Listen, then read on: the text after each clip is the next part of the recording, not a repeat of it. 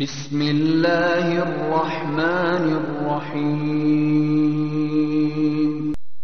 الذين يستمعون القول فيتبعون أحسنه أولئك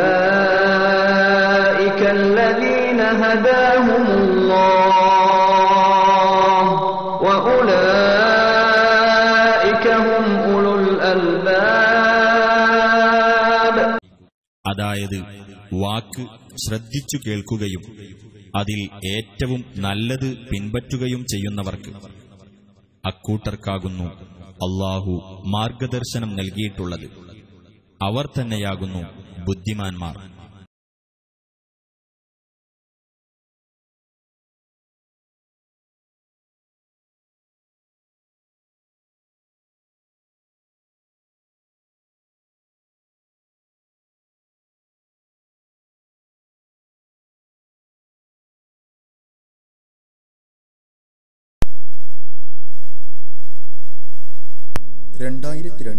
August കുതന്ത്രങ്ങൾ മെനഞ്ഞ് Mujahid പ്രസ്ഥാനത്തെ തളർത്താൻ ശ്രമിച്ച മടവൂരികൾ പിരിഞ്ഞു പോയ ദിനം.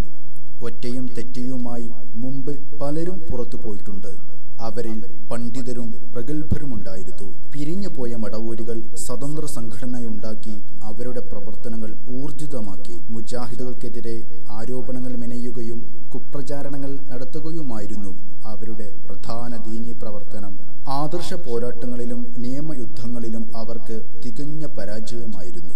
മടവൂരികൾ പ്രസ്ഥാനം വിട്ടതു മുതൽ ഇന്നുവരെയുള്ള 10 വർഷം മുജാഹിദുകളുടെ ഉയർച്ചയുടെയും വളർച്ചയുടെയും കാലമായിരുന്നു. കർമ്മവീഥയിൽ കേരളത്തിനകത്തും പുറത്തും നാം നിറഞ്ഞു നിന്നു. ദേവാരംഗം ചൂടുപിടിച്ചു. സമ്മേളനങ്ങൾ, സാൽവേഷനുകൾ, ക്യാമ്പയിനുകൾ, ദേവാ സ്ക്വാഡുകൾ, പ്രഭാഷണങ്ങൾ, പ്രവർത്തനങ്ങളുടെ പട്ടിക അങ്ങനെ നീണ്ടുപോകുന്നു. നമ്മുടെ ആദർശത്തിന്റെ തെളിമയും മഹിമയും തിരിച്ചറിഞ്ഞ് ധാരാളം പേർ പ്രസ്ഥാനത്തിലേക്ക് കടന്നു വന്നു. ഓരോ പ്രദേശത്തും പ്രവർത്തകരുടെയും അനുഭാവികളുടെയും എണ്ണം ക്രമാതീതമായി വർദ്ധിച്ചു. നമ്മുടെ ഈ വളർച്ച കണ്ട് മടവൂരികൾക്ക് വിളറി പിടിച്ചു. ആരോപണങ്ങളും കുതന്ത്രങ്ങളും മെനഞ്ഞ് അവർ നമ്മെ പിന്തുടർന്നു. സ്റ്റേജിലും പേജിലും തെരുവിലും പ്രാമാണികമായി നാം അവരെ നേരിട്ടു. ആദർശത്തിന്റെ പോർക്കളത്തിൽ ആയുധം നഷ്ടപ്പെട്ട മടവൂരികൾ പിൻവാങ്ങാൻ നിർബന്ധിതരായി. പക്ഷേ അവർ അടങ്ങിയിരുന്നില്ല. പുതിയ കെണിയൊരുക്കുന്ന ജോലിയിലാണ് പിന്നീടവർ ഏർപ്പെട്ടത്. ലോകത്ത് കരുത്തുറ്റ പല കൂട്ടായ്മകളെയും തകർത്തതും ഭിന്നിപ്പിച്ചതും ചാരന്മാരായിരുന്നു. മടവൂരികൾ ആ വഴി സ്വീകരിച്ച് ചാരന്മാരെ നിയോഗിച്ചു. അവരിൽ പ്രധാനിയായിരുന്നു KKP അബ്ദുള്ള. കുതന്ത്രകാരനും വഞ്ചകനുമായ ഈ മടവൂരി നമ്മുടെ നേതാക്കളിൽ ചിലരുടെ ഇഷ്ടത്തോഴനും വിശ്വസ്തനുമായി മാറി. നമ്മുടെ ആദർശത്തെയും പ്രസ്ഥാനത്തെയും പരിഹസിച്ച് KKP തന്റെ കുപ്രസിദ്ധമായ മഞ്ഞ പുസ്തകം പുറത്തിറക്കി. മടവൂരികൾ ഏൽപ്പിച്ച ദൗത്യം KKP നിർവഹിക്കുകയായിരുന്നു. KKPയുടെ ദുഷ്ടലാക്കും വഞ്ചനയും സാധാരണ മുജാഹിദ് പ്രവർത്തകരടക്കം തിരിച്ചറിഞ്ഞു. അവർ ശക്തമായി പക്വതയോടെ പ്രതികരിച്ചു. KKPയെ അടുത്തറിയുന്ന യൂണിറ്റുകൾ അയാൾക്ക് മെമ്പർഷിപ്പ് നിഷേധിച്ചു. ISM യൂണിറ്റിൽ നിന്നും മേഖലയിൽ നിന്നും ജില്ലയിൽ നിന്നും പുറത്താക്കി. ISM സംസ്ഥാന പ്രവർത്തക സമിതി ഒന്നടങ്കം KKPയെ പുറത്താക്കാൻ KNM നേതൃത്വത്തോട് ശുപാർശ ചെയ്തു. എന്നിട്ടും സംസ്ഥാന നേതാക്കളിൽ ചിലർ ഈ മടവൂരിച്ചാരനെ സംരക്ഷിക്കുകയും ഉപയോഗപ്പെടുത്തുകയും ചെയ്തു. ശാഖയും മണ്ഡലവും ജില്ലയും എതിര് പറഞ്ഞിട്ടും KKPക്ക് KNM മെമ്പർഷിപ്പ് കൊടുക്കണമെന്ന് നമ്മുടെ ചില നേതാക്കൾക്ക് വാശി. മുജാഹിദ് സെന്ററിൽ നിന്നും KKPയുടെ യൂണിറ്റ് സെക്രട്ടറിക്ക് മുഖ്യ തെരഞ്ഞെടുപ്പ് വരണാധികാരിയുടെ ഫോൺ കോൾ. KKPക്ക് മെമ്പർഷിപ്പ് കൊടുക്കണം. ഈ വിവരമറിഞ്ഞപ്പോൾ മുജാഹിദ് കേരളം ഞെട്ടി. അവർക്ക് വേദനിച്ചു. പക്ഷേ മടവൂരികളും നമ്മുടെ ചില നേതാക്കളും സന്തോഷിക്കുകയായിരുന്നു. ഈ സമയത്താണ് CD ടവറിൽ അബ്ദുറഹ്മാൻ സലഫിയുടെ നേതൃത്വത്തിൽ ഒരു അനൗദ്യോഗിക യോഗം ചേർന്നത്. യോഗത്തിലെ പ്രധാന താരം മടവൂരി ചാരനും മഞ്ഞ പുസ്തകത്തിന്റെ രചയിതാവുമായ KKP അബ്ദുള്ളയാണ്. സംഘടനാപരമല്ലാത്ത ഈ യോഗത്തെക്കുറിച്ച് മുജാഹിദുകൾ അന്നേ ശക്തമായി ആശങ്ക രേഖപ്പെടുത്തിയിട്ടുണ്ടെന്നാണ് വിവരം. മുജാഹിദ് പണ്ഡിതരെയും നേതാക്കളെയും ചേരിതിരിക്കാൻ ഈ മടവൂരി ചാരൻ പാടുപെട്ട് പണിയെടുത്തുകൊണ്ടിരുന്നു. ഓരോരുത്തരുടെയും വീടുകളും ഓഫീസുകളും കയറിയിറങ്ങി ചില പണ്ഡിതരെ കുറിച്ച് ആക്ഷേപണങ്ങൾ പ്രചരിപ്പിച്ചു. നമ്മുടെ നേതാക്കളുടെ വീടുകളിൽ ഈ മടവൂരി എത്തിയതെങ്ങനെയാണ്? ഇത്രയും വലിയ സ്വാധീനം ഇയാൾക്ക് ലഭിച്ചതെങ്ങനെയാണ്? അത് KKP തന്നെ പറയുന്നത് കേൾക്കുക. വളരെ വ്യക്തമായി ആധികാരികമായിട്ട് അറിഞ്ഞുകൊണ്ടാണ് ഞാൻ പറഞ്ഞത്. പിന്നെ അതുമാത്രല്ല, സെലഫി നമ്മളെ പോലുള്ള പിള്ളേരെ കൊണ്ട് കളിപ്പിച്ചതും പിന്നെ പുറത്തുനിന്ന് ഉള്ളിൽ നിന്ന് കളിച്ചിട്ട് പുറത്തുനിന്ന് ഒന്നും അല്ലാത്ത ഒരു സംഘടനാ നേതാവ് മാത്രം ഒരു പരാതി സ്വീകരിക്കുന്ന ഒരു ജഡ്ജി ആയിട്ട് അവിടെ ഇരുന്നതും അതുകൊണ്ടാണ്. ാണ് മൂപ്പരെ ഈ വിഷയത്തിൽ എവിടെയും സംസാരിച്ചിട്ടില്ല. ജിദ്ദയില് പണ്ട് സംസാരിച്ചതല്ലാതെ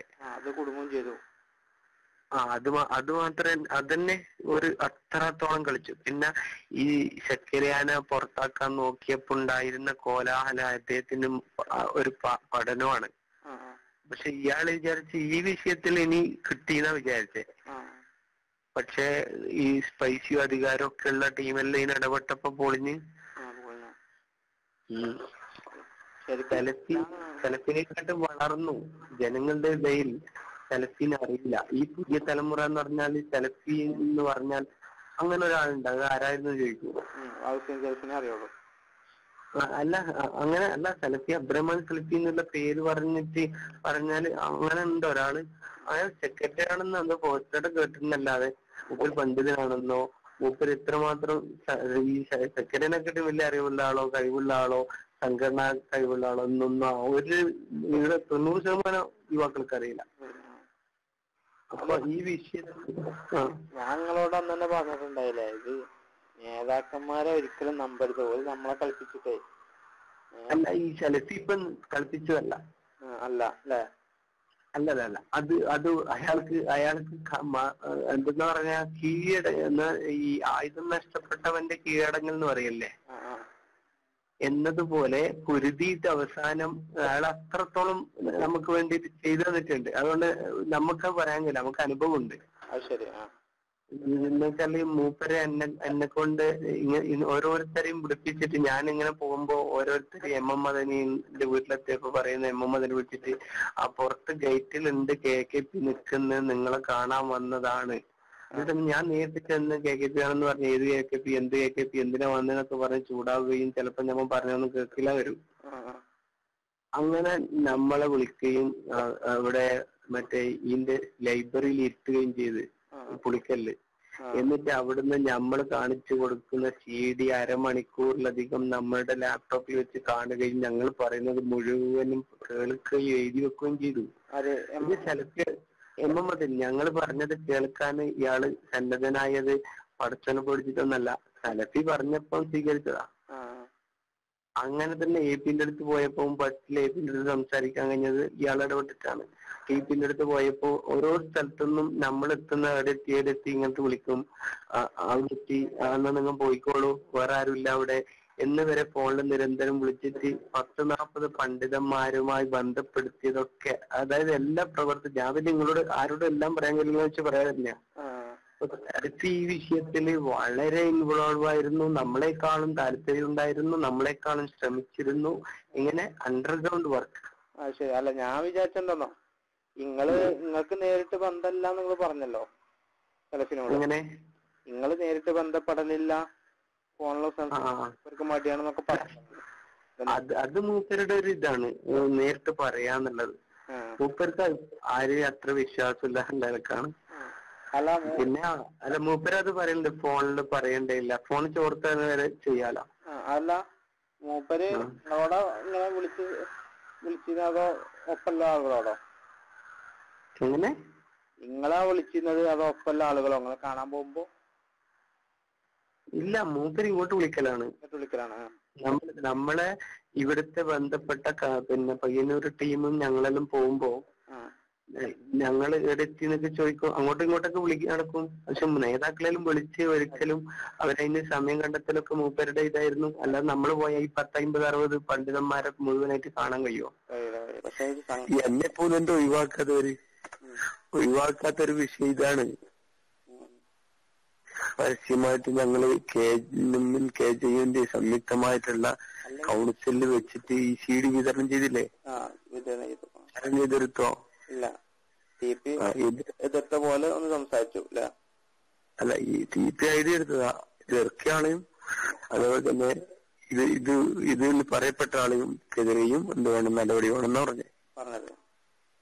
എന്താ പറയപ്പെട്ട ആളെന്ന് പറഞ്ഞാൽ സെക്രട്ടറിയല്ലേ, സെക്രട്ടറിക്ക് നടപടി വന്നാല് കഴിഞ്ഞില്ല പരിപാടി. പിന്നെ സലഫി ഉണ്ടാക്കിയ ഒരു സംവിധാനമായിരുന്നു ഈ സലഫി അനിയനെല്ലാം കൂടിയിട്ടുള്ള ഒരു സംഭവമായിരുന്നല്ലോ മറ്റേ എന്തെന്നാണ് സലഫി മൻഹജ്. അതൊരു സത്യത്തിൽ പറഞ്ഞാൽ അതൊരു മൂർഖം പാമ്പാ. അല്ല, അത് അന്നെ മടവൂരികൾ പറഞ്ഞല്ലോ. അല്ല, അതിന്റെ കെണി എന്താന്ന് ഇപ്പാണ് ഇവര് തിരിച്ചത്. എന്താന്ന് വെച്ചാല് അത് മടവൂരികൾ അടിക്കാനുള്ള ഒരു നല്ലൊരു വടി നിലക്ക് ഇവര് സ്വയം സൃഷ്ടിച്ചൊരു സംഭവമാണ്. ഏതൊരു മുജാഹിദ് പ്രവർത്തകനെയും ഞെട്ടിപ്പിക്കുന്നതും അവിശ്വസനീയമെന്ന് തോന്നാവുന്നതുമായ ഈ ഗൂഢതന്ത്രം പുറത്തറിഞ്ഞതോടെ അത് തിരുത്തി പറയാൻ KKPക്കുമേൽ ആരോ സമ്മർദ്ദം ചെലുത്തിയതാണോ ആവോ? ഏതായാലും തരം താഴ്ന്ന ശൈലിയിൽ ആരോ എഴുതിക്കൊടുത്ത വരികളിലൂടെ ഈ മടവൂരിച്ചാരൻ നടത്തിയ 7-അംഗിട കുമ്പസാരമാണ് ഇനി നിങ്ങൾ കേൾക്കാൻ പോകുന്നത്.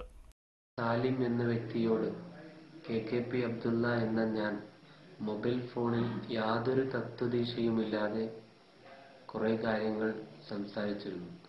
അത് റെക്കോർഡ് ചെയ്ത് സാലിം മുജാഹിദുകളെ ഒന്നടങ്കം കൽപ്പിക്കാൻ ശ്രമിച്ചു. ആ സൗണ്ട് ക്ലിപ്പ് കേൾക്കാനിടയായ മാന്യരായ മുജാഹിദുകളോട് വിനയത്തോടെ. നിരന്തരം സാലിം എന്നെ വിളിച്ചുകൊണ്ടേയിരുന്നു. സലഫി മൻഹജ് കേന്ദ്രം ഉണ്ടാക്കിയ ഒരു മദ്ഹബാണെന്ന വാദം മടവൂരികളാണ്. സലഫി സൃഷ്ടിച്ചതാണ് സലഫി മൻഹജെന്ന എന്റെ പരാമർശം പരമാബദ്ധമാണ്. സക്കരിയയും കൂട്ടരും പച്ചയായ അന്ധവിശ്വാസം പ്രചരിപ്പിച്ചിട്ടും അബ്ദുറഹ്മാൻ സലഫി അടക്കമുള്ള നേതൃത്വം കടുത്ത നടപടിയെടുക്കാൻ തയ്യാറാവാത്തതാണ് സലഫിയോടും മുജാഹിദ് നേതാക്കളോടും കടുത്ത വെറുപ്പിനും അമർഷത്തിനും വഴിവെച്ചത്. ധാർമ്മിക രോഷം കൊണ്ട് കണ്ണു കാണാത്ത ഒരവസ്ഥയിലായിരുന്നു അന്ന് ഞാൻ. അബ്ദുറഹ്മാൻ സലഫിയെ പോലുള്ള പണ്ഡിത നേതാക്കൾ സക്കരിയ സലാഹിക്കെതിരെ പരസ്യമായി രംഗത്ത് വരാത്തതും എന്നെ ഭ്രാന്ത് പിടിപ്പിച്ചിരുന്നു.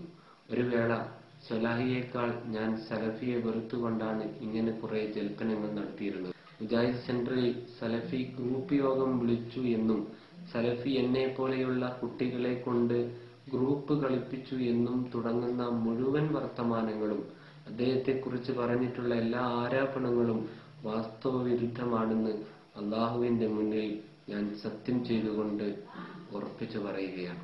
പനിപിടിച്ച് കിടക്കുന്ന വേളയിൽ ഞാൻ പറഞ്ഞുപോയ പിച്ചുംപയും വലിയ കാര്യമായി സാലിം എന്ന പാണ്ടിക്കാട്ടെ വ്യക്തി ചോർത്തിയെടുത്ത് ചാരപ്പണി ചെയ്തപ്പോൾ അത് മുജാഹിദുകൾക്കിടയിൽ ഉണ്ടാക്കുന്ന തെറ്റിദ്ധാരണയും പ്രശ്നവും ഇത്രമാത്രം ഗുരുതരമാകുമെന്ന് എനിക്കന്ന് വിചാരിക്കാൻ സാധിച്ചിരുന്നില്ല.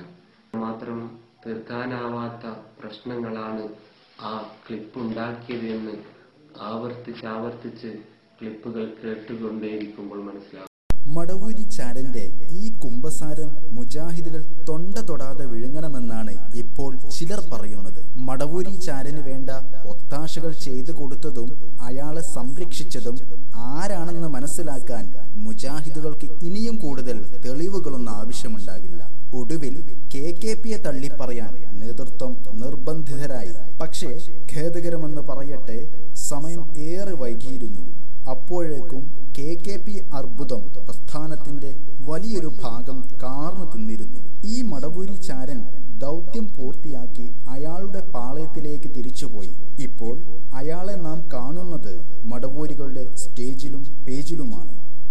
മടവൂരി ബന്ധത്തിന്റെ മറ്റൊരു ഉദാഹരണമായിരുന്നു എടവണ്ണയിൽ ചേർന്ന KNM, ISM, MSM, MGM സംയുക്ത കൗൺസിൽ CD അവരുടെ കയ്യിലെത്തി എന്നുള്ളത്. പതിവിന് വിപരീതമായി സംഘടനാ കൗൺസിൽ റെക്കോർഡ് ചെയ്തു. അതു ശരിയായില്ല എന്ന് മുമ്പ് പറഞ്ഞിരുന്ന ചിലർക്ക് ഗ്രൂപ്പിസത്തിന്റെ അന്ധത ബാധിച്ചപ്പോൾ ചോദിക്കുന്നത് അതിലെന്താ കുഴപ്പം എന്നാണ്. KNM പ്രസിഡന്റും ഇപ്പോൾ പറയുന്നത് അതിൽ പ്രശ്നമില്ല എന്നാണ്. എങ്കിൽ പിന്നെ കൗൺസിലർമാർക്ക് നൽകിയ കത്തിൽ യോഗത്തിന് വരുമ്പോൾ ഈ കത്ത് നിർബന്ധമായും ഹാജരാക്കേണ്ടതാണെന്ന് പ്രത്യേകം ചേർത്തത് എന്തിനു വേണ്ടിയായിരുന്നു?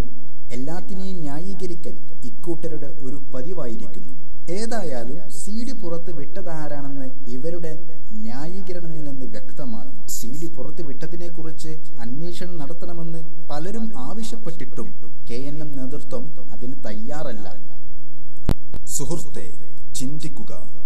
നമുക്ക് ആരെയും അന്ധമായി അനുകരിക്കേണ്ടതില്ല. സംഘടന എന്ന ന്യായം പറഞ്ഞ് കുതന്ത്രങ്ങൾക്കും അസത്യങ്ങൾക്കും കൂട്ടുനിൽക്കാൻ ഒരു മുജാഹിദിനും കഴിയില്ല. അങ്ങനെ ബാധ്യതയുമില്ല. ഒന്നാം ഖലീഫ അബൂബക്കർ റളിയല്ലാഹു അൻഹു അധികാരമേൽക്കുന്ന സന്ദർഭത്തിൽ പറഞ്ഞ വാചകങ്ങൾ എത്ര പ്രസക്തമാണ്. ഞാൻ സത്യത്തിന്റെ കൂടെ നിൽക്കുന്നിടത്തോളം കാലം നിങ്ങൾ എന്നെ പിന്തുടരുക. അവിടെ നിന്ന് ഞാൻ തെറ്റിയാൽ എന്നെ പിന്തുടരാൻ നിങ്ങൾക്ക് ബാധ്യതയില്ല. ഇതാണ് മുജാഹിദുകൾ പഠിച്ചതും പഠിപ്പിക്കപ്പെട്ടതും. ചിന്തിക്കുക, ഇത് നമ്മുടെ പരലോകത്തിന്റെ കാര്യമാണ്. ന്യായാന്യായങ്ങൾ നോക്കാതെ വ്യക്തികളെ പിന്തുടർന്നാലും സംഘടനയെ പിന്തുടർന്നാലും ഒരുപോലെ തെറ്റാണ്. ഇവിടെ ചില ചോദ്യങ്ങൾ പ്രസക്തമാണ്. യൂണിറ്റും മണ്ഡലവും ജില്ലയും എതിർപ്പ് പ്രകടിപ്പിച്ചിട്ടും മടവൂരി ചാരൻ KKP അബ്ദുള്ളക്ക് മെമ്പർഷിപ്പ് കൊടുക്കാൻ KNM സംസ്ഥാന നേതാക്കളിൽ ചിലർ ശാഠ്യം പിടിച്ചത് എന്തിനു വേണ്ടിയായിരുന്നു? KKP മടവൂരി ചാരനാണെന്ന് നിരന്തരം വിമർശനവും പരാതിയുമുണ്ടായിട്ടും CD ടവറിലെ അബ്ദുറഹ്മാൻ സലഫിയുടെ രഹസ്യയോഗത്തിൽ KKPയെ പങ്കെടുപ്പിച്ചത് എന്തിനു വേണ്ടി? സംയുക്ത കൗൺസിൽ CD മടവൂരികൾക്ക് നൽകിയതാര്, നൽകിയതെന്തിന്? മടവൂരികളോടുള്ള ഈ ബന്ധവും അനുകമ്പയും മുജാഹിദുകൾ തിരിച്ചറിഞ്ഞു കഴിഞ്ഞിട്ടുണ്ട്. കഴിഞ്ഞ 10 വർഷമായി നമുക്കെതിരിൽ നിരന്തരമായി മടവൂരികൾ ഉന്നയിച്ചുകൊണ്ടിരിക്കുന്ന ആരോപണമായിരുന്നു നാം ഷിർക്കിലേക്ക് പോയി, നാം ജിന്നുകളോട് പ്രാർത്ഥിക്കുന്നവരും സഹായം തേടുന്നവരുമാണെന്നൊക്കെ. മടവൂരി പ്രഭാഷകരുടെ വാക്കുകൾ കേൾക്കുക. ഇസ്ലാഹ് 2007 ഏപ്രിൽ മാസം, ആ ഏപ്രിൽ മാസത്തിൽ നിങ്ങൾ എഴുതിയതെന്താ? ഒരാൾ വിജനമായ സ്ഥലത്ത് വെച്ച് എത്തിപ്പെട്ടാൽ ജിന്നുകൾ കേൾക്കുമെന്ന് കരുതി, മലക്കുകൾ കേൾക്കുമെന്ന് കരുതി വിളിച്ചാൽ അത് പ്രാർത്ഥനയിൽ ഉൾപ്പെടില്ല എന്ന് നിങ്ങൾ എഴുതി. പക്ഷേ പ്രാർത്ഥനയല്ലേ അത്? കാരണം കാര്യകാരണ ബന്ധത്തിന് അതീതമായി അഭൗതികമായി മലക്കുകളോട് ചോദിക്കുകയാണ്, അതുപോലെ തന്നെ ജിന്നുകളോട് ചോദിക്കുകയാണ്. നേരത്തെ വിശദീകരിച്ചു. അപ്പൊ പ്രാർത്ഥിക്കാമെന്ന് നിങ്ങൾ പറഞ്ഞിട്ടുണ്ട്, നിങ്ങൾ എഴുതിയിട്ടുണ്ട്, നിങ്ങൾ ശിർക്കിലേക്ക് പോയിട്ടുണ്ട്. ഇത് വസ്തുതയാണ്. ഞങ്ങൾ അത് മുജാഹിദുകൾ അതിനെ ശക്തമായി നേരിട്ടു. മടവൂരികൾ പരാജയപ്പെട്ട് പിൻവാങ്ങുകയാണ് ഉണ്ടായത്. അതുപോലെ മുജാഹിദ് പ്രസ്ഥാനം മുഷിയാക്കന്മാരുമായി സംവാദങ്ങൾ നടത്തുന്നു. ഇത് കണ്ടപ്പോൾ ഹാലിളകിയ ഒരു വിഭാഗം, നമ്മുടെ നാട്ടിൽ അഡ്രസ് ഇല്ലാതെ പോയൊരു വിഭാഗം, അവർക്ക് വല്ലാത്ത പ്രയാസമായി. അവർ നാടുനീളെ പ്രചരിപ്പിച്ചു, ജിന്നിനോട് പ്രാർത്ഥിക്കാമോ എന്ന് കുന്നത്തേരി സംവാദത്തിൽ വെച്ച് ചോദിച്ചിട്ട് മുജാഹിദ് മൗലവിമാര് മറുപടി പറഞ്ഞില്ല എന്ന് പറഞ്ഞുകൊണ്ട് നാടുനീളെ പ്രചരിപ്പിച്ചു. എന്ന് മാത്രമല്ല, ജിന്നുകളോട് പ്രാർത്ഥിക്കാമെന്ന് പറയുന്നവരാണ് മുജാഹിദുകൾ എന്ന പച്ച നുണ നമ്മുടെ നാടുനീളെ അവർ പ്രചരിപ്പിച്ചുകൊണ്ടിരിക്കുകയാണ്, പറഞ്ഞുകൊണ്ടിരിക്കുകയാണ്. മാന്യ സഹോദരങ്ങളെ, യഥാർത്ഥത്തിൽ ഈ നുണ പ്രചരിപ്പിക്കുമ്പോൾ, ഈ കളവ് പ്രചരിപ്പിക്കുമ്പോൾ ഒരു കാര്യം തിരിച്ചറിയേണ്ടതുണ്ട്. എന്താണ് അതിനു വേണ്ടി അവർ ദുർവ്യാഖ്യാനം ചെയ്യുന്നത്? ഈ ഇസ്ലാഹാണ്. ഈ ഇസ്ലാഹ് അഥവാ ആ ഏപ്രിൽ 2007 പുറത്തിറങ്ങിയ ഇസ്ലാഹ് മാസിക, ഈ ഇസ്ലാഹ് മാസികയിൽ ഈ സ്റ്റേജിൽ തന്നെയുള്ള അബ്ദുൽ ജബ്ബാർ മൗലവിയുടെ ഒരു ലേഖനമുണ്ട്. എന്താണ് ആ ലേഖനം എന്നറിയുമോ? നമ്മുടെ നാട്ടിലെ അറിയപ്പെട്ട ഒരു കുബൂരി പണ്ഡിതനായ അമ്പലക്കടവ് ഫൈസി, നേരത്തെ കണ്ട അമ്പലക്കടവ് ഫൈസി, അദ്ദേഹം മുജാഹിദ് പ്രസ്ഥാനത്തിനെതിരെ ആരോപണങ്ങൾ ഉന്നയിച്ച കൂട്ടത്തിൽ മുജാഹിദ് പ്രസ്ഥാനം പറയുന്ന തൗഹീദ് ശരിയല്ല, ഭൗതികം എന്ന വ്യത്യാസം വെച്ചുകൊണ്ട്, അദൃശ്യം ദൃശ്യം എന്ന വ്യത്യാസം വെച്ചുകൊണ്ട് മുജാഹിദ് പ്രസ്ഥാനം വിശദീകരിച്ചു കൊണ്ടിരിക്കുന്ന ആ വ്യാഖ്യാനം, ആ വിശദീകരണം ശരിയല്ല എന്ന് സമർത്ഥിച്ചുകൊണ്ടൊരു ലേഖനം എഴുതിയപ്പോൾ ആ ലേഖനത്തിന് 1, 2, 3, 4 എന്നിങ്ങനെ അക്കമിട്ടുകൊണ്ട് ജബ്ബാർ മൗലവി മറുപടി പറയുമ്പോൾ ആ മറുപടിയിൽ വന്ന ഒരു പരാമർശത്തെ സന്ദർഭത്തിൽ നിന്ന് അടർത്തി മാറ്റിക്കൊണ്ടാണ് ഈ ദുർവ്യാഖ്യാനം ഇവർ നടത്തുന്നത്. ഇവിടെ ഇരിക്കുന്ന ജബ്ബാർ മൗലവിയെ സാക്ഷി നിർത്തിക്കൊണ്ട് ഞാൻ പറയുന്ന വാചകം തെറ്റാണെങ്കിൽ ഈ സദസ്സിൽ വെച്ചുകൊണ്ട് അദ്ദേഹം തിരുത്തുമെന്ന ബോധ്യത്തോടെ ഞാൻ പറയുകയാണ്, ജിന്നിനെ വിളിച്ച് പ്രാർത്ഥിക്കാമെന്നോ, ഒരാൾക്ക് പ്രയാസം നേരിട്ടാൽ ജിന്നിനോട് സഹായം തേടാമെന്നോ ഒരു വാദം ഇസ്ലാഹി പ്രസ്ഥാനം പറയില്ല, പറഞ്ഞിട്ടില്ല, പറയുകയില്ല, പറയുമെന്ന് പറയാൻ പോലും സാധ്യമല്ല. ആ നിലക്ക് കൃത്യമായി ബോധ്യപ്പെട്ട തെളിവുകൾ കൊണ്ട് മുജാഹിദുകൾ സമർത്ഥിക്കുന്ന കാര്യമാണ്. എന്നാൽ മുജാഹിദ് പ്രസ്ഥാനം തൗഹീദ് പറയുമ്പോൾ, ദൃശ്യാദൃശ്യ വിശദീകരണം നടത്തുമ്പോൾ, കാര്യകാരണ ബന്ധങ്ങൾ വിശദീകരിക്കുമ്പോൾ, അഭൗതിക ഭൗതിക വ്യത്യാസങ്ങളെ വിശദീകരിക്കുമ്പോൾ, അങ്ങനെ കാര്യങ്ങളെ വിശദീകരിച്ചു കൊടുക്കുമ്പോൾ ദുർവ്യാഖ്യാനങ്ങളുമായി കടന്നു വരുന്നവർക്ക് ചുട്ട മറുപടി മുജാഹിദ് പണ്ഡിതന്മാർ മുമ്പും നൽകാറുണ്ട്, ഇപ്പോഴും നൽകാറുണ്ട്, എന്നും നൽകാറുണ്ട്. അങ്ങനെ പൊതുവായി എല്ലാവരും നൽകാറുള്ള ഒരു മറുപടിക്ക് സമാനമായ മറുപടി ജബ്ബാർ മൗലവി നൽകിയപ്പോൾ സാധാരണക്കാർക്ക് അവർക്കിടയിൽ വസ്വാസ് ഉണ്ടാക്കാൻ എളുപ്പമാണ് എന്ന് മനസ്സിലാക്കി സന്ദർഭത്തിൽ നിന്ന് ആ ലേഖനത്തിന്റെ ഒരു പരാമർശത്തെ അടർത്തി മാറ്റിക്കൊണ്ട് ദുർവ്യാഖ്യാനിക്കുകയാണ് യഥാർത്ഥത്തിൽ നമ്മുടെ നാട്ടിൽ ഊരു ചുറ്റുന്ന മടവൂരികൾ എന്ന് പറയുന്ന ഒരു വിഭാഗം ചെയ്തുകൊണ്ടിരിക്കുന്നത്. ഏതാണ് ആ പരാമർശം എന്നറിയുമോ? ഞാൻ വ്യക്തമായി വായിച്ചു കേൾപ്പിക്കാം. എന്താണ് ആ പരാമർശം? പകൽ വെളിച്ചത്തിൽ വിജനമായ മരുഭൂമിയിലൂടെ വടിയെറിയാതെ നടന്നു നീങ്ങുന്ന ഒരാൾ, പരിസരത്ത് ആരെയും കാണുന്നില്ല. ഇവിടെ എന്റെ ശബ്ദം കേൾക്കുന്ന ആരെങ്കിലും ബ്രാക്കറ്റിൽ മനുഷ്യൻ മലക്ക് ജിന്ന് എന്നെ സഹായിക്കട്ടെ എന്ന് നിലച്ച് പടപ്പുകളെ എന്നെ സഹായിക്കണേ, എനിക്ക് വഴി കാണിച്ചു തരണേ എന്ന് ഉച്ചത്തിൽ വിളിച്ചു പറയുന്നുവെങ്കിൽ അഭൗതിക മാർഗത്തിലുള്ള സഹായതേട്ടം അതിലില്ല. ഇതുകൊണ്ട് ജബ്ബാർ മൗലവി ഉദ്ദേശിക്കുന്നത് അദ്ദേഹം തന്നെ വ്യക്തമാക്കിയിട്ടുണ്ട്. അപ്പൊ ജിന്നുകളോട് അതേ പ്രകാരം മലക്കുകളോട് ഇങ്ങനെ പ്രാർത്ഥിക്കണം, അല്ലെങ്കിൽ അവരോട് സഹായം തേടണം എന്ന് പറഞ്ഞിട്ടുണ്ട് എന്നുള്ളൊരു പ്രചരണം. അത് പറയുന്നതിന് മുമ്പ് അങ്ങനെ ഒരു കാര്യം പറയട്ടെ. തെറ്റുകളോട് ആരോട് പ്രാർത്ഥിക്കാൻ പാടില്ല. പ്രാർത്ഥിക്കൽ ചുക്കാണ്. അള്ളാഹുവിനോട് മാത്രമേ പ്രാർത്ഥിക്കാൻ പാടുള്ളൂ.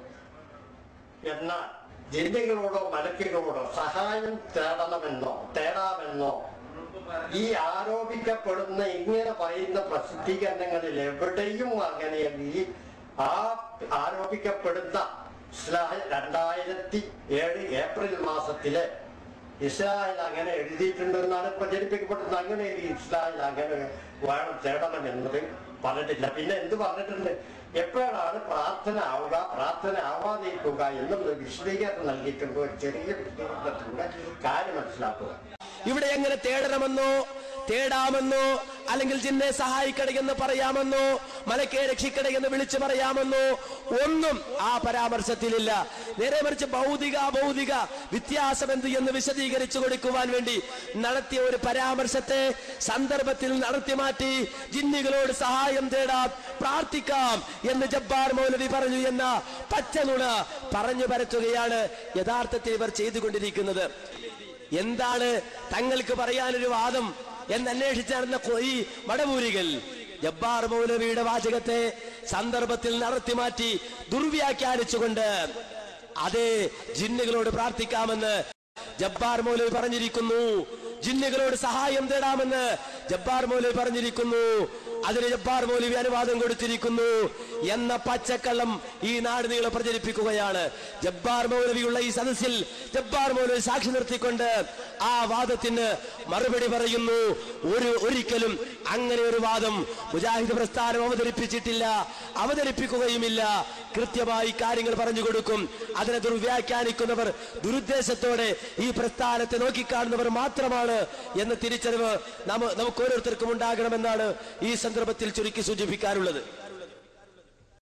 അള്ളാഹുവിനോട് മാത്രം പ്രാർത്ഥിക്കണമെന്ന് പ്രബോധനത്തിന്റെ മുഴുവൻ മേഖലകളിലും പറഞ്ഞുകൊണ്ടിരിക്കുന്ന മുജാഹിദ് പ്രസ്ഥാനത്തിനെതിരെ ഒരു വിഭാഗം നടത്തിക്കൊണ്ടിരിക്കുന്ന ദുർവ്യാഖ്യാനത്തിന്റെ ആഴമാണ് നമുക്കിപ്പോൾ മനസ്സിലായിരിക്കുന്നത്. ഖേദകരമെന്ന് പറയട്ടെ, ഇന്ന് ചിത്രം മാറിയിരിക്കുന്നു. മടവൂരി ഭ്രമമൂത്ത നമ്മുടെ ചില നേതാക്കൾ കരുമ്പുലാക്കലിന്റെയും അലി മദനിയുടെയും വാദം സ്വീകരിച്ചിരിക്കുന്നു. 10 വർഷം നാം മടവൂരികളെ നേരിട്ടത് ശരിയായില്ല എന്ന മട്ടിലാണ് ഇപ്പോൾ നമ്മുടെ ചില നേതാക്കളുടെ സംസാരം. ഇല്ലാത്ത വാദങ്ങൾ നമ്മുടെ പ്രഭാഷകരുടെ മേൽ കെട്ടിവച്ച് അവരെ ഉപദ്രവിക്കുകയും സമൂഹമധ്യത്തിൽ അവഹേളിക്കുകയും ചെയ്യുന്ന ജോലിയിലാണ് ഇപ്പോൾ നമ്മുടെ ചില നേതാക്കളും പ്രഭാഷകരും. ജിന്നുകളോട് പ്രാർത്ഥിക്കാമെന്നോ സഹായം തേടാമെന്നോ മുജാഹിദുകൾക്കാർക്കും വാദമില്ല എന്ന് നമ്മുടെ പണ്ഡിതർ സുതരാം വ്യക്തമാക്കിയിട്ടുണ്ട്. ജിന്നുകളെ വിളിച്ചു പ്രാർത്ഥിക്കാൻ പാടില്ല. മുഹയ്യിദ്ദീൻ ശൈഖെ രക്ഷിക്കണേ, ശിർക്കാണ്. മലക്കെ കാക്കണേ, ശിർക്കാണ്. ജിന്നെ രക്ഷിക്കണേ, ശിർക്കാണ്. നരകത്തിൽ പോകും, യാതൊരു സംശയവുമില്ല. ഇത് സമൂഹത്തെ പഠിപ്പിച്ച മുജാഹിദുകളുടെ നേരെ അവർ ജിന്നുകളോട് തേടുന്നവരാണ് എന്ന ആരോപണം ഉന്നയിച്ച സന്ദർഭത്തിൽ ആ ആരോപണം വെച്ചുകൊണ്ട് മുജാഹിദുകൾക്കിടയിൽ ഭിന്നിപ്പുണ്ടാക്കാൻ കൂടി ശ്രമിച്ചപ്പോ കേരള ജംഇയ്യത്തുൽ ഉലമ കൃത്യമായി അതിറക്കിയ അവസാനത്തെ രേഖയിൽ അതൊരാരോപണം മാത്രമാണ് എന്നും സമൂഹത്തോട് വ്യക്തമായി പഠിപ്പിക്കുകയും ചെയ്തു. ശബ്ദം ശ്രവിക്കുന്ന ഉമ്മമാരെ, സഹോദരി സഹോദരന്മാരെ, നിഷ്പക്ഷമായി എല്ലാ കക്ഷിത്വവും മാറ്റിവെച്ചുകൊണ്ട് ചിന്തിക്ക്. പടച്ച റബ്ബിനെ അല്ലാതെ വിളിച്ചു പ്രാർത്ഥിക്കാൻ ഏതൊരു മനുഷ്യനാണ് സാധിക്കുക? പ്രിയമുള്ളവരെ, മുജാഹിദുകളെ കുറിച്ചതാ അഹ്സനിമാര് സ്റ്റേജുകളിലൂടെ പറയുന്നു. അതേ മുജാഹിദുകളതാ ഔലിയാക്കളെ വിളിച്ചു തേടാൻ പാടില്ലെന്ന് പറയുന്ന മുജാഹിദ് ജിന്നിനോട് പ്രാർത്ഥിക്കണമെന്നാ പറയുന്നത്. അതേ അഹ്സനിമാര് പറയുന്നു. അതുപോലെ തന്നെ ഇതിൽ നിന്ന് പുറത്തുപോയ കക്ഷികൾ പറയുന്നു. എന്നിട്ട് ഈ പ്രസ്ഥാനത്തിന്റെ ഒരു കണ്ടം തുണ്ടമാക്കിയിട്ട് അതിൽ ഛിദ്രതയുണ്ടാക്കാൻ വേണ്ടി നടക്കുന്ന ഛിദ്രശക്തികളെ, ഈ കാണുന്ന പുസ്തകം എന്താണ്? ഞങ്ങൾക്കൊരു വലിയ പണ്ഡിത സംഘടനയുണ്ട്. ഞങ്ങൾക്ക് ഞങ്ങളുടെ നയം വ്യക്തമാക്കുന്ന അതേ മഹാന്മാരായ ആളുകളുടെ പാരമ്പര്യത്തോടുകൂടി അതേ ഈ ലോകത്തിന്റെ മുമ്പിൽ ആദർശം പറയുന്ന ആ താവഴിയോടുകൂടി കാര്യങ്ങളിൽ തീരുമാനമെടുക്കുന്ന കേരള ജംഇയ്യത്തുൽ ഉലമ, ആ ജംഇയ്യത്തുൽ ഉലമ അതേ ഇവരുടെ വാദത്തിനിതാ ശക്തമായ നിലക്ക് മറുപടി പറഞ്ഞിരിക്കുന്നു. ഇനി ആരും അത് പറഞ്ഞുകൊണ്ട് മുജാഹിദ് പ്രസ്ഥാനത്തിന്റെ നേരെ മേക്കെട്ട് കയറാൻ വരണ്ട. ശരിക്കും നിങ്ങൾ ചിന്തിച്ചോ, ഈ പുസ്തകത്തിന്റെ 18ാമത്തെ പേജിൽ നിന്ന് ഞാൻ നിങ്ങളെ വായിച്ചു കേൾപ്പിക്കുന്നു. ഇനി ഇതിൽ വസ്വാസുണ്ടാക്കാൻ, ഇനിയും കൊഞ്ഞനം കുത്താൻ, ഇതിന്റെ രൂപത്തിൽ ഏതെങ്കിലും മുതലെടുക്കാൻ, ഓ അഹ്സനിമാരെ, ഖുറാഫിമാരെ, നിങ്ങൾ ഞങ്ങൾ അല്ലാഹു അല്ലാത്തവരോട് പ്രാർത്ഥിക്കുന്നവരാണെന്ന് ഞങ്ങളെ കുറിച്ച് നിങ്ങൾ പറയുന്നത് ആരോപണമാണെന്ന് ഇതാ നിങ്ങൾക്ക് അക്കമിട്ടുകൊണ്ട് കേരള ജംഇയ്യത്തുൽ ഉലമ പ്രസിദ്ധീകരിച്ച പുസ്തകത്തിൽ നിന്ന് തന്നെ ഞാൻ വായിച്ചു കേൾപ്പിക്കുന്നു. കേട്ടോളൂ. ഇതിന്റെ 18ാമത്തെ പേജിൽ കാണാം. സാന്ദർഭികമായി ഒരു കാര്യം ഇവിടെ ശ്രദ്ധയിൽപ്പെടുത്തട്ടെ. അഹ്സനിമാര് കേട്ടോ, അനുയായികൾ കേട്ടോ, ഇനിയും പറയണ്ട. മുജാഹിദുകളെ സംബന്ധിച്ച് സാന്ദർഭികമായി ഒരു കാര്യം ഇവിടെ ശ്രദ്ധയിൽപ്പെടുത്തട്ടെ. തൗഹീദി പ്രബോധന രംഗത്ത് മുജാഹിദ് പ്രസ്ഥാനം നടത്തിയ മുന്നേറ്റത്തിന് മുമ്പിൽ പകച്ചു നിന്ന പൗരോഹിത്യം ഓരോ കാലത്തും പുതിയ അടവുകളും ദുർവ്യാഖ്യാനങ്ങളും ഒക്കെയായി രംഗത്ത് വന്നിട്ടുണ്ട്. വിശുദ്ധ ഖുർആനും തിരുസുന്നത്തും മുന്നിൽ വെച്ച് പൂർവീകരുടെ മാർഗത്തിലേക്ക് മുജാഹിദ് പ്രസ്ഥാനം ജനങ്ങളെ ക്ഷണിച്ചപ്പോൾ ഖുർആൻ ദുർവ്യാഖ്യാനിച്ചും നബി സല്ലല്ലാഹു അലൈഹി വസല്ലമയുടെ വചനങ്ങൾ വാലും തലയും മുറിച്ച് വികൃതമാക്കി ജനസമക്ഷം അവതരിപ്പിച്ചും പിടിച്ചു നിൽക്കാൻ പൗരോഹിത്യം ശ്രമിച്ചിട്ടുമുണ്ട്. എന്നാൽ അല്ലാഹുവിന്റെ പ്രകാശം ഊതിക്കെടുത്താനുള്ള വിഫല ശ്രമം മാത്രമായി അവ കലാശിച്ചു. കേട്ടോ, കേരള ജംഇയ്യത്തുൽ ഉലമ ഇതാ ഔദ്യോഗികമായി പ്രഖ്യാപിച്ചിരിക്കുന്നു. ഇത്തരം ശ്രമങ്ങളുടെ ഒടുവിലത്തെ ഉദാഹരണമാണ് മുജാഹിദുകൾ ജിന്നുകളോട് സഹായം തേടാമെന്ന് വാദിക്കുന്നവരാണെന്ന ആരോപണം. ഇതാരോപണമാണെന്ന് ഞങ്ങളുടെ പണ്ഡിത സംഘടന പറഞ്ഞിട്ടുണ്ടെങ്കിൽ ഇനി നാളെ സ്റ്റേജും കെട്ടി അഹ്സനിമാരെ ഈ ആരോപണവുമായി നടക്കുന്ന ആരോപണമാണ്, തോന്നിയാസമാണ്. ഈ തോന്നിയാസ് ആവർത്തിക്കുന്ന മുശ്രിക്കാണ് ഒരാരായാലും. കാരണം അല്ലാഹുവിന്റെ റസൂൽ അങ്ങനെ പറഞ്ഞു, ഒരുത്തന്റെ പേര് ഈ ശിർക്ക് ആരോപിക്കുന്നവൻ അവൻ മുശ്രിക്കല്ലെങ്കിൽ പറഞ്ഞോ മുശ്രിക്കാണ്. ഇത് മുഹമ്മദ് നബി പറഞ്ഞ, നബി കള്ളം പറയും. അതുകൊണ്ട് ഏത് തലപ്പത്തിരിക്കുന്ന മൗലവി പറഞ്ഞാലും ഏത് ഇടത്തരം മൗലവി പറഞ്ഞാലും ആ പറഞ്ഞോന്റെ അടുത്തേക്ക് ആ വിധി മടങ്ങും. അതുകൊണ്ട് നന്നായിട്ട് പരിശോധിച്ച് കളിച്ചോളി. ആ കളി ഉണ്ടല്ലോ ദുനിയാവിൽ ഉഷാറാവും, ആഖിറം കട്ടപ്പുകയായിരിക്കും. ഇനി ഇതിൽ തെളിച്ചു പറയാൻ എനിക്കറിയില്ല. ഇനി ഇതിനേക്കാൾ തെളിച്ചു പറയാൻ ഞാൻ ആളല്ല. നിങ്ങൾക്ക് ഇനി ഏത് കാലത്തും അറിയാം, പ്രത്യേകിച്ച് തലശ്ശേരിക്കാർക്ക്. ഈ പറയേണ്ടത് എന്നും പറഞ്ഞിട്ടുണ്ട്, ഏതു കാലത്തും പറഞ്ഞിട്ടുണ്ട്. അതിന്റെ കൂടെ ഒരാൾ മതി നമുക്ക്. അബ്ദുല്ലാഹി മസ്ഊദ് പറഞ്ഞില്ലേ, നീ ആ സത്യത്തിൽ നീ ഒറ്റക്ക് മതി മോനെ, നീ ഒറ്റക്ക് മതി. കുറെ എണ്ണ ആവശ്യമില്ല. അതുകൊണ്ട് എല്ലാവരും മനസ്സിലായിക്കൂടി. സുഹൃത്ത് ചോദിച്ച പോലെ are you a Muslim or an Indian എന്ന് ചോദിച്ചാൽ ഞാൻ എന്ത് മറുപടി പറയണം?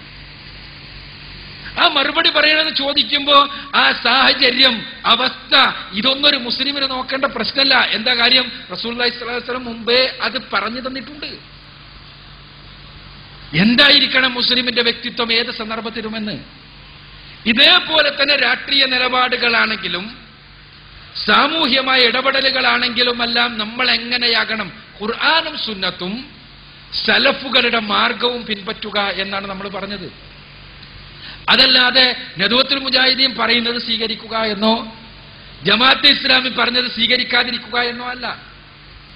നദവത്തുൽ മുജാഹിദീൻ പറഞ്ഞത് നിങ്ങൾ സ്വീകരിക്കേണ്ടത് എപ്പോഴാണ്? ഖുർആനും സുന്നത്തും അനുസരിച്ചവർ പറയുന്നിടത്തോളം കാലമാണ്. നദവത്തുൽ മുജാഹിദീൻ പറഞ്ഞത് നിങ്ങൾ സ്വീകരിക്കേണ്ടത് എപ്പോഴാണ്? ഖുർആനും സുന്നത്തും അനുസരിച്ചവർ പറയുന്നിടത്തോളം കാലമാണ്.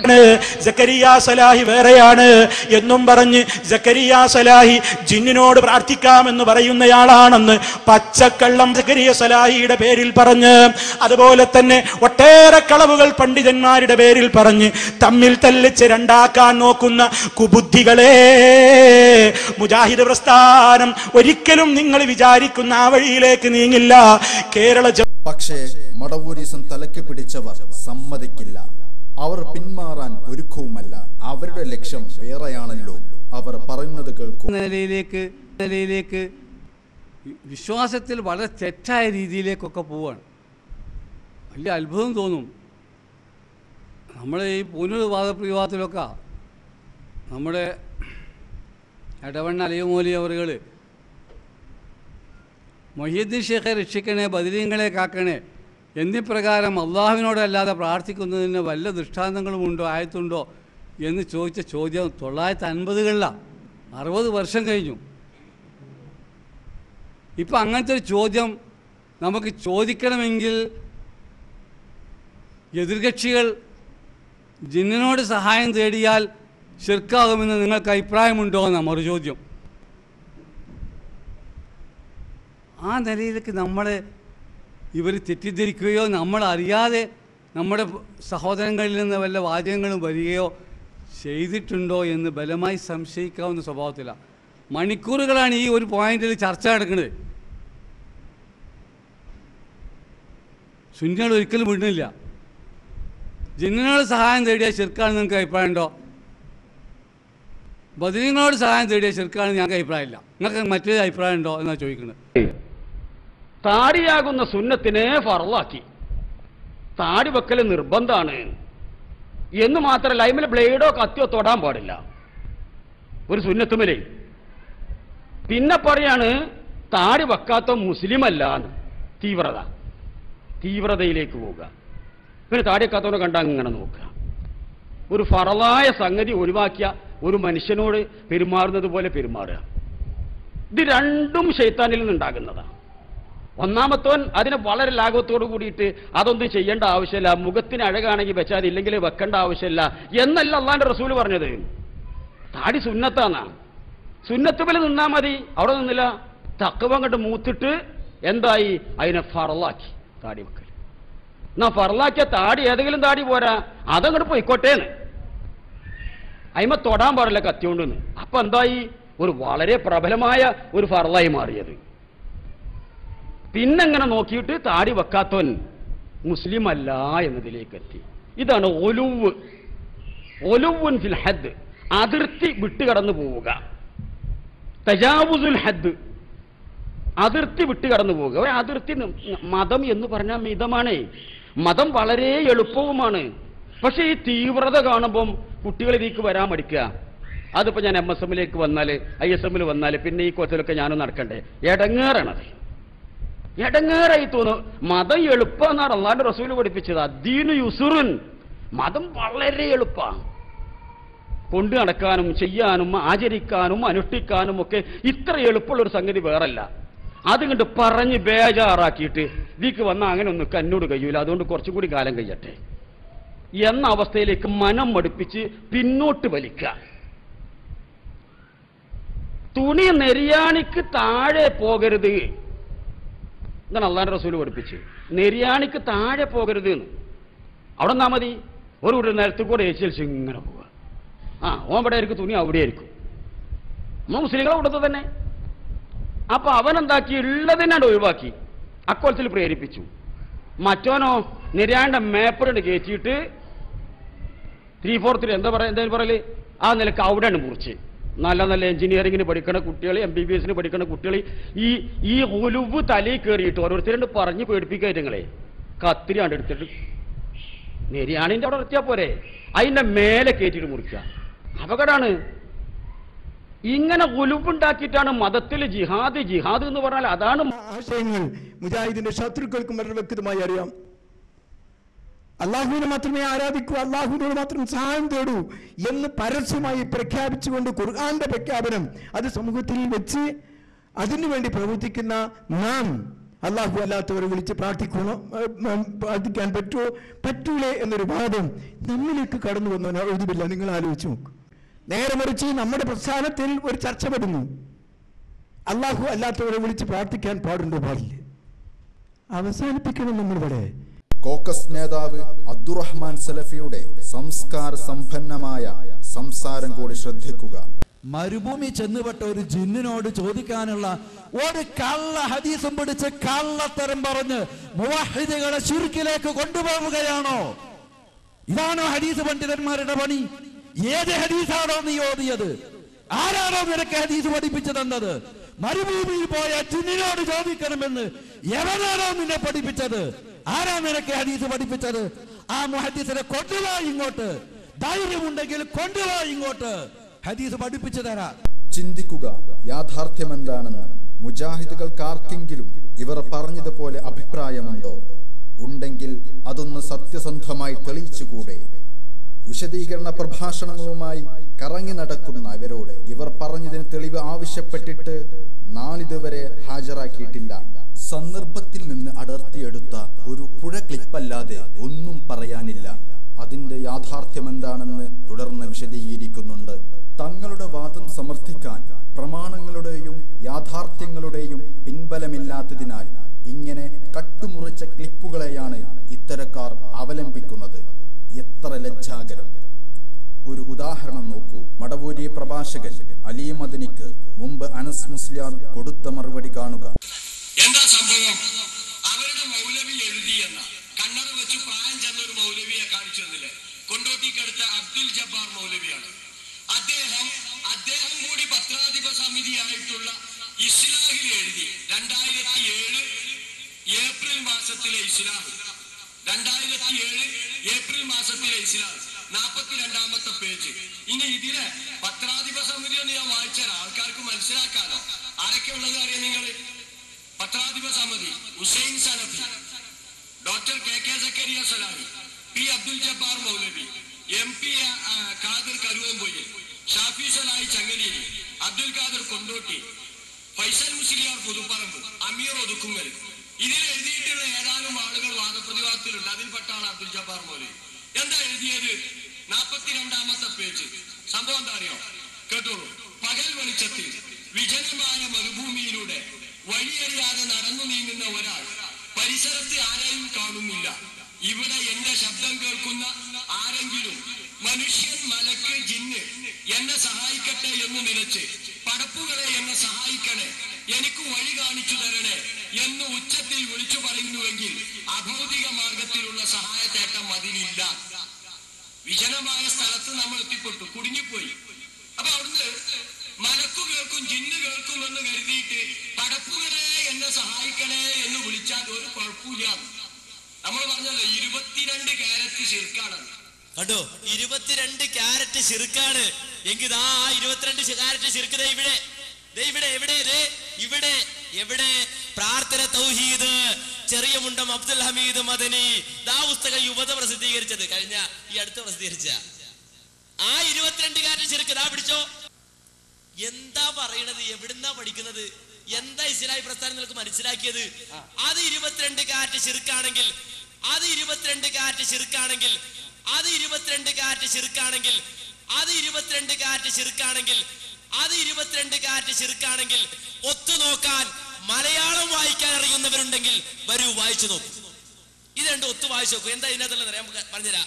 ഇതിലുള്ളത് 2 വട്ടം വായിച്ചല്ലോ, ഒന്നുകൂടി ഞാൻ വായിച്ചു തരാം. ഈ ഇസ്ലാഹിലുള്ളത് ഒന്നുകൂടി ഞാൻ വായിച്ചു തരാം. പത്രാധിപ സമിതിക്ക് കേട്ടല്ലോ എന്താ ഇസ്ലാഹിലുള്ളത് കേട്ടോ. പകൽ വെളിച്ചത്തിൽ വിജനമായ മരുഭൂമിയിലൂടെ വഴിയറിയാതെ നടന്നു നീങ്ങുന്ന ഒരാൾ പരിസരത്ത് ആരെയും കാണുന്നില്ല. ഇവിടെ എന്റെ ശബ്ദം കേൾക്കുന്ന ആരെങ്കിലും മനുഷ്യൻ, മലക്ക്, ജിന്ന് എന്നെ സഹായിക്കട്ടെ എന്ന് നനച്ച്, പടപ്പുകളെ എന്നെ സഹായിക്കണേ, എനിക്ക് വഴി കാണിച്ചു തരണേ എന്ന് ഉച്ചത്തിൽ വിളിച്ചു പറയുന്നുവെങ്കിൽ അഭൗതിക മാർഗത്തിലുള്ള സഹായചട്ടം അതിലില്ല. ഇതാണ് ഇതിനകത്തുള്ള വാചകം. അത് 22 ക്യാരറ്റ് ശിർക്ക് ആണ് എന്നാണ് കണ്ടുപിടിച്ചത്. നവയാഥാസ്ഥികത്വം എങ്കിൽ അത് 22 ക്യാരറ്റ് ശിർക്ക് ആണ് എന്നാണ് കണ്ടുപിടിച്ചത്. നവയാഥാസ്ഥികത്വം എങ്കിൽ അത് 22 ക്യാരറ്റ് ശിർക്ക് ആണ് എന്നാണ് കണ്ടുപിടിച്ചത്. നവയാഥാസ്ഥികത്വം. എന്നാൽ ഇപ്പോൾ മുവഹിദുകളെ ശിർക്ക് ആരോപിക്കുന്നതിന് വേണ്ടി സ്വന്തം ക്ലിപ്പുകളെടുത്ത് തെറ്റിദ്ധരിപ്പിക്കുകയാണ് ഈ മുസ്ലിയാർ ചെയ്യുന്നത്. ജബ്ബാർ മൗലവി എഴുതിയത് ചെറിയ മുന്നമെഴുതി എന്താ? വിജനപ്രദേശത്ത് ഉണ്ടായേക്കാനിടയുള്ള ജിന്നുകളോ മലക്കുകളോ അവരുടെ ശബ്ദം കേൾക്കുമെന്ന് കരുതി സഹായം നേടിയാൽ അത് ശിർക്കാണോ ശിർക്കല്ലേ? എന്താണ് പറഞ്ഞത്? ശിർക്കാണോ ശിർക്കല്ലല്ലോ? എന്താ പറഞ്ഞത്? ശിർക്ക് 22 ക്യാരറ്റ് ശിർക്ക്. അവിടെ എനിക്ക് തീർന്നില്ല, ബഹളം. മടവൂരിസം പ്രചരിപ്പിച്ചു നടക്കുന്ന ഇവരോട് നമുക്ക് പറയാനുള്ളത് മുമ്പ് മടവൂരികളോട് പറഞ്ഞ അതേ മറുപടി തന്നെ. മുജാഹിദുകൾക്കില്ലാത്ത വാദം ആദ്യം അവരുടെ തലയിൽ കെട്ടിവയ്ക്കുക, പിന്നെ സമസ്തക്കാരോടോതുന്ന ആയത്തോതി മുജാഹിദുകൾ ശിർക്കിലേക്ക് പോയെന്ന് വരുത്തി തീർക്കുക, സാധാരണ പ്രവർത്തകരെ കബളിപ്പിക്കുക, വട്ടം കറക്കുക. അതാണ് ഇവിടെ സംഭവിക്കുന്നത്. തെളിവ് ചോദിച്ചാൽ KNM അങ്ങനെ പറഞ്ഞിട്ടുണ്ട്, ജമിയത്തുൽ ഉലമ തീരുമാനിച്ചിട്ടുണ്ട് എന്നാണ് ഇപ്പോൾ മറുപടി പറയുന്നത്. ശിർക്കും ബിദ്അത്തും ചെയ്യുന്ന നമ്മുടെ നാട്ടിലെ സുന്നികളും സമസ്ത തീരുമാനിച്ചിട്ടുണ്ട് എന്നാണ്.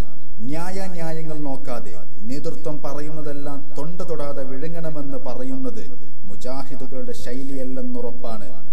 അങ്ങനെ പറയുന്നവർ ക്ഷണിക്കുന്നത് വിരോധിക്കപ്പെട്ട തക്ലീദിലേക്കാണെന്ന് തിരിച്ചറിയാൻ കൂടുതൽ ബുദ്ധിയൊന്നും ആവശ്യമില്ല. മടവൂരികളെ തൃപ്തിപ്പെടുത്താൻ മുവഹിദുകളോട് കൊടും ക്രൂരത എന്തിനാണ് കാണിക്കുന്നത്? സക്കരിയ സ്വലായെ കുറിച്ചാണല്ലോ പ്രധാനമായും ഈ ശിർക്കാരോപണം ഇവർ പറഞ്ഞു പരത്തുന്നത്. അദ്ദേഹത്തിന് അങ്ങനെയൊരു വാദമുണ്ടോ? നമുക്ക് പരിശോധിക്കാം. സക്കരിയ സ്വലായുടെ വാദം പറയേണ്ടത് അദ്ദേഹം തന്നെയാണല്ലോ. അദ്ദേഹം പറയട്ടെ. നമ്മളത് മാതൃകയാക്കണം എന്ന് പറഞ്ഞില്ല. കാരണം എന്താ? ഹദീസ് ദുർബലമാണ്. ഇമാമീങ്ങൾ അത് ചെയ്തു എന്നതുകൊണ്ട് നമ്മളത് മാതൃകയാക്കേണ്ടതില്ല. നമ്മൾ യാ ഇബാദല്ലാ എന്നല്ല വിളിക്കേണ്ടത്, യാ അല്ലാ എന്നാ വിളിക്കേണ്ടത്. എവിടെ വെച്ചും വിളിക്കേണ്ടത് യാ അല്ലാ എന്നാണ്. ജിന്നുകളോടോ മലക്കുകളോടോ ഒരു കാര്യവും ചോദിക്കാൻ പാടില്ല. ഭൗതികവും ചോദിക്കാൻ പാടില്ല, അഭൗതികവും ചോദിക്കാൻ പാടില്ല. കൈവപ്പെട്ടതും ചോദിക്കാൻ പാടില്ല, കൈവപ്പെടാത്തതും ചോദിക്കാൻ പാടില്ല. ഹാദറായ ജിന്നിനോടും ചോദിക്കാൻ പാടില്ല, ഗായിബായ ജിന്നിനോടും ചോദിക്കാൻ പാടില്ല. ഇതാണ് നമ്മുടെ ആദർശം. ആവർത്തിച്ചാവർത്തിച്ച് നമ്മൾ പറഞ്ഞിട്ടും നമ്മുടെ പേരിൽ ശിർക്കാരോപിക്കുകയാണ്. ഇതാണ് നമ്മുടെ ആദർശം. ആവർത്തിച്ചാവർത്തിച്ച് നമ്മൾ പറഞ്ഞിട്ടും നമ്മുടെ പേരിൽ ശിർക്കാരോപിക്കുകയാണ്. സുഹൃത്തുക്കളെ, ഒരു ജിന്നിനോടും ഒരു മലക്കിനോടും ഒരു സഹായവും ചോദിക്കാൻ പാടില്ല. ഭൗതികം ചോദിക്കാൻ പാടില്ല, അഭൗതികം ചോദിക്കാൻ പാടില്ല. നമ്മുടെ നാട്ടിൽ പ്രചാരത്തിലുള്ള മുയ്യദ്ദീൻ ശൈഖെ രക്ഷിക്കണേ, ബദരീകളെ കാക്കണേ എന്നതുപോലെ ആരെങ്കിലും ജിന്നെ രക്ഷിക്കണേ, മലക്കെ കാക്കണേ എന്ന് പറഞ്ഞാൽ ശുദ്ധ ശിർക്കാണ്. ഇസ്ലാമിൽ നിന്ന് പുറത്തു പോകുന്ന കുറ്റമാണ്, അത് കുഫറാണ്, യാതൊരു സംശയവുമില്ല. ഒരു സഹായവും നമുക്ക് ചോദിക്കാൻ പാടില്ല. വിജനപ്രദേശത്തും ജനപ്രദേശത്തും അള്ളാഹുവിനോട് മാത്രമാണ് പ്രാർത്ഥിക്കേണ്ടത്, അവനോട് മാത്രമാണ് സഹായം തേടേണ്ടത്. വിജനപ്രദേശത്തും ജനപ്രദേശത്തും അള്ളാഹുവിനോട് മാത്രമാണ് പ്രാർത്ഥിക്കേണ്ടത്, അവനോട് മാത്രമാണ് സഹായം തേടേണ്ടത്.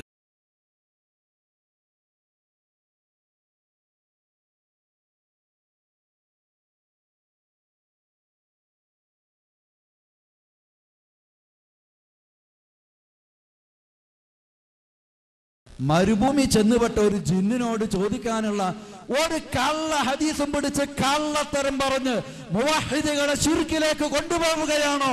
വിജനപ്രദേശത്തും ജനപ്രദേശത്തും അള്ളാഹുവിനോട് മാത്രമാണ് പ്രാർത്ഥിക്കേണ്ടത്, അവനോട് മാത്രമാണ് സഹായം തേടേണ്ടത്. ചിന്തിക്കുക. എന്നിട്ടും ഈ ശിർക്കാരോപണം നടത്തുന്നതിന് എന്തിനു വേണ്ടി? ആർക്കു വേണ്ടി? അതിവേഗം നടന്നിരുന്ന ദഅവത്ത് നിലച്ചു പോകാൻ കാരണക്കാർ ആരാണ്? ആദർശം മനസ്സിലാക്കി പ്രസ്ഥാനത്തിലേക്ക് വരുന്നവരുടെ എണ്ണം കുറഞ്ഞതെന്തുകൊണ്ട്? സജീവരായ പലരും മനമെടുത്ത് പിന്നോക്കം പോയതെന്തുകൊണ്ട്? ആരാണിതിന്റെ ഉത്തരവാദികൾ? അവരെ നാം തിരിച്ചറിയുക, ഒറ്റപ്പെടുത്തുക. കുതന്ത്രങ്ങൾ മെനഞ്ഞ് ഈ ആദർശ പ്രസ്ഥാനത്തെ നശിപ്പിക്കാൻ ഇറങ്ങിത്തിരിച്ചവരെ അല്ലാഹു പരാജയപ്പെടുത്തട്ടെ.